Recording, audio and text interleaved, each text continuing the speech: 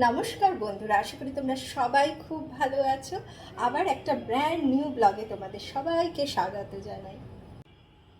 Shoot করতে করতে আমার ছেলে চলে এসেছে।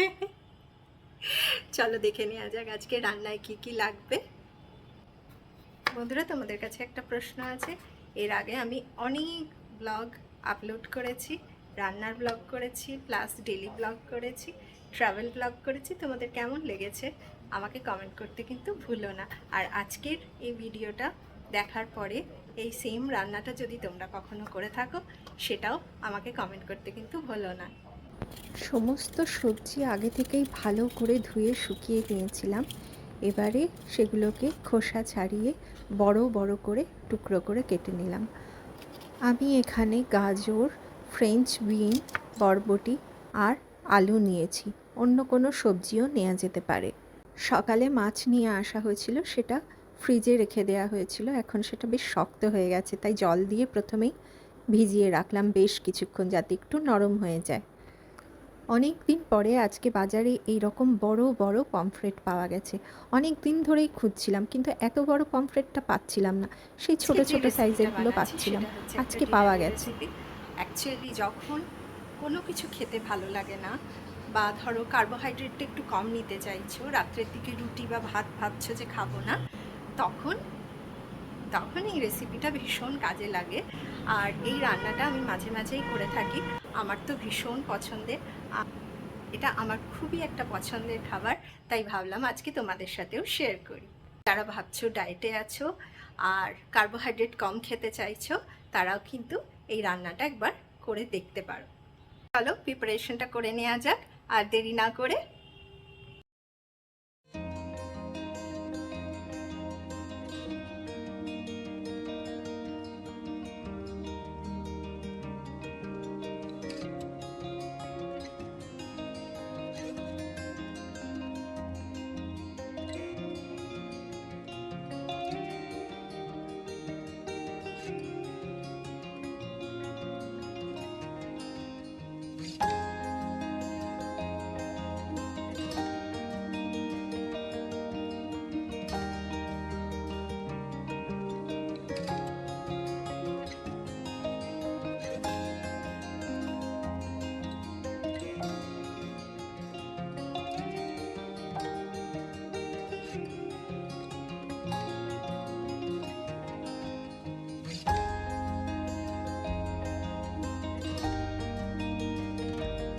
ম্যারিনেশন কমপ্লিট হয়ে গেছে।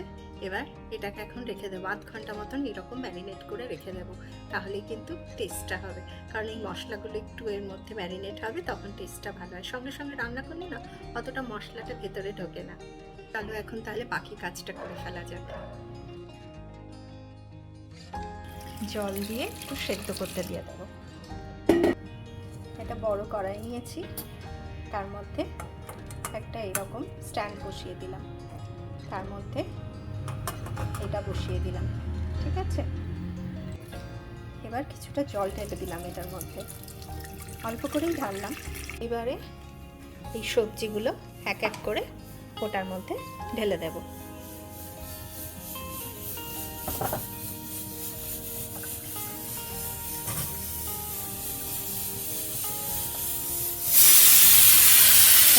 সিটি পড়ে গেছে অলরেডি।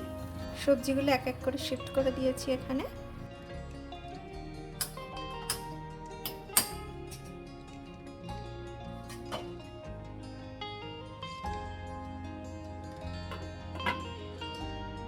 একটা ঢাকা দিয়ে দিলাম, গ্যাসটা একটু স্পিডে দিলাম। দেখো এটার মধ্যে অলরেডি স্টিম তৈরি হয়ে গেছে। 5 মিনিট মতন রেখে এই গ্যাসটাকে আমি বন্ধ করে দেবো।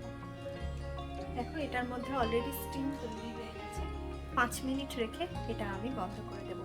এটা না একদম ফুল বয়েল করব না, মানে অল্প অল্প, যাতে যেটাকে বলে আর কি হাফ বয়েল টাইপের, সেই জিনিসটা করব। এবার আরও একটা মিশ্রণ তৈরি করতে হবে। সেটা হচ্ছে আমি কিছুটা বেসন নিচ্ছি। দেখো 3 চামচ মতন, বেশি লাগবে না, 3-4 চামচ মতন নিলাম, বেশি লাগবে না এটা। ঠিক আছে,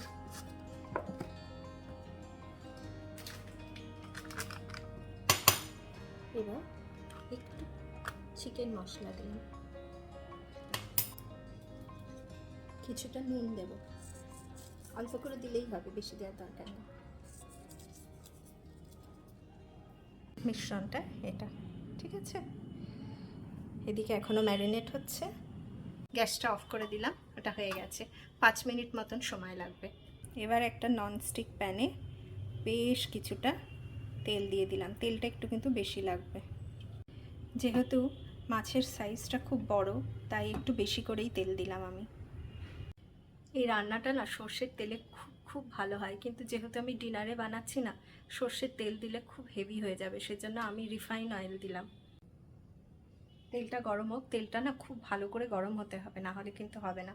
ওপরে দেখতে হবে যে কোনো বাবল আছে কিনা, যদি বাবল থাকে তাহলে কিন্তু এখন আর মাছটা দেওয়া যাবে না। রেডি করে নেওয়া যাক। এটা মিশ্রণটা ভালো করে মেখে দিলাম, লেগে আছে এখনো হাতে, তেলটা এখনো গরম হয়নি। এখন ঘরেতে কেউ নেই, মানে আমার বর বাচ্চা সবাই বাইরে গেছে, আমি তার মধ্যেই রান্নাটা করে নিচ্ছি, যাতে মানে আমার শ্যুট করতেও সুবিধে হয়। আর কি বলতো, ছেলে থাকলেও এত দুষ্টুমি করে যে রান্না করা প্লাস শ্যুট করা প্লাস বাচ্চাকে সামলানো সবটা হয়ে ওঠে না। ঠিক আছে, এটা হোক। যে দুটো আলাদা আলাদা প্লেট নিয়েছি, এই দুটোতে প্লেটিং করব আমি। এক পিঠ উল্টে দিয়েছি, অপোজিট সাইডে দিয়েছি। এই আমার দুটো মানে লাগলো, একটা হাতা আর একটা খুন্তি, দুটো লাগলো এটাকে উল্টাতে। এই যে আলুগুলো সেদ্ধ হয়ে গেছে, এগুলোও এটার মধ্যেই ঢেলে দিলাম যাতে জলটা ঝরে যায়। এই যে জলটা ঝরে যাবে, রেখে দিলাম। রান্নাটা হতে থাকুক, ততক্ষণ এই স্যালাডটা কেটে নেব। রান্না প্রায় শেষের পর্যায়ে, এবার এই কড়াইটা বসাবো, সেটা দেখতে থাকুন কেন ইউজ করছি। আচ্ছা, এই যে এটা করে রেখেছি, এটা এবার কড়াইয়ের মধ্যে দিয়ে দেবো। প্রথমেই আলুগুলো দেবো, ঠিক আছে।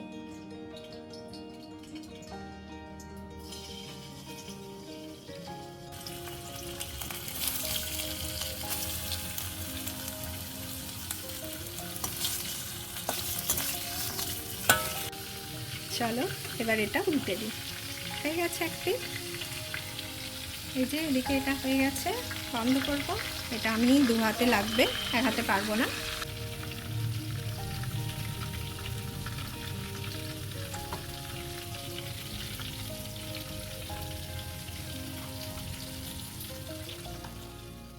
এদিকে গ্যাসটা বন্ধ করে দিলাম, হয়ে গেছে। এটা আরেক পিঠ হতে বাকি আছে। মহারাজ এসে গেছেন। হ্যাঁ, তুমি কি খাচ্ছ? এ বাবা, পেঁয়াজ দিয়ে খাচ্ছে তো? ছি ছি ছি ছি ছি, কাঁচা পেঁয়াজ খাস না বাবা।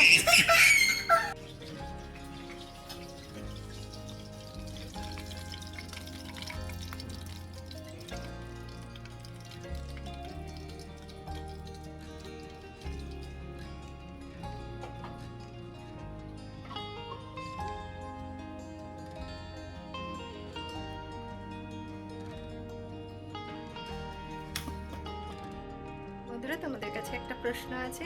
এর আগে আমি অনেক ব্লগ আপলোড করেছি, রান্নার ব্লগ করেছি, প্লাস ডেলি ব্লগ করেছি, ট্রাভেল ব্লগ করেছি। তোমাদের কেমন লেগেছে আমাকে কমেন্ট করতে কিন্তু ভুলো না। আর আজকের এই ভিডিওটা দেখার পরে এই সেম রান্নাটা যদি তোমরা কখনো করে থাকো, সেটাও আমাকে কমেন্ট করতে কিন্তু ভুলো না।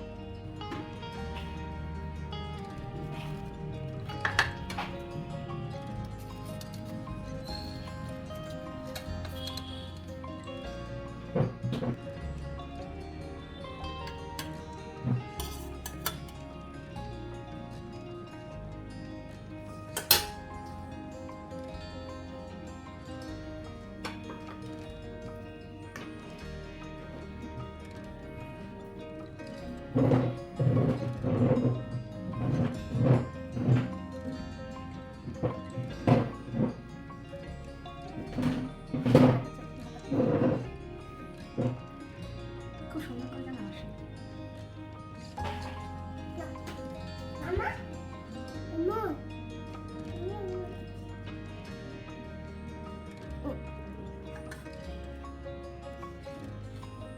ছেলেও যেন আসে।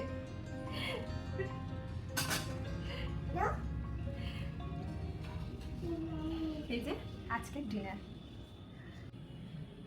বলো কেমন হয়েছে খেয়ে? ধীরে ধীরে খাও।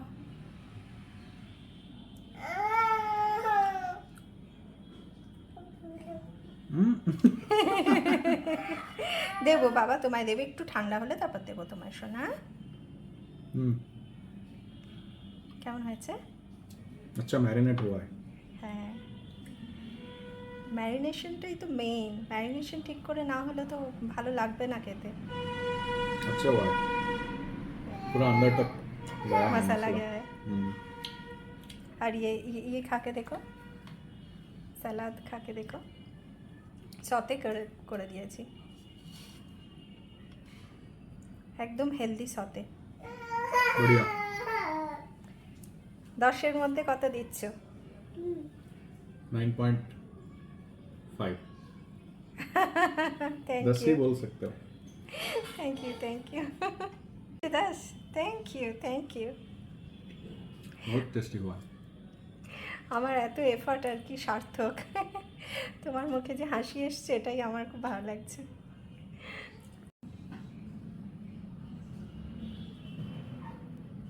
কেমন হয়েছে বাবা? হ্যাঁ, सुपर सुपर। हाँ কেমন হয়েছে? ভালো হয়েছে? হ্যাঁ বাবা, খেয়ে নাও।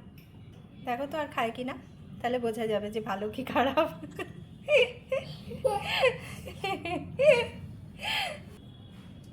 ও খাবে বলেই আমি কিন্তু লঙ্কা গুঁড়ো দিইনি। अच्छा किया। চলো বন্ধুরা, আমিও এবার খেয়ে নিই, আর তারপর খাওয়ার পরে এগুলোকে একটু পরিষ্কার করতে হবে, কিন্তু এটা তো একটু গরম গরম খেতে হয়, সেজন্য আমিও খেয়ে নিচ্ছি। বন্ধুরা, আজকে ভিডিওটা তোমাদের কেমন লাগলো?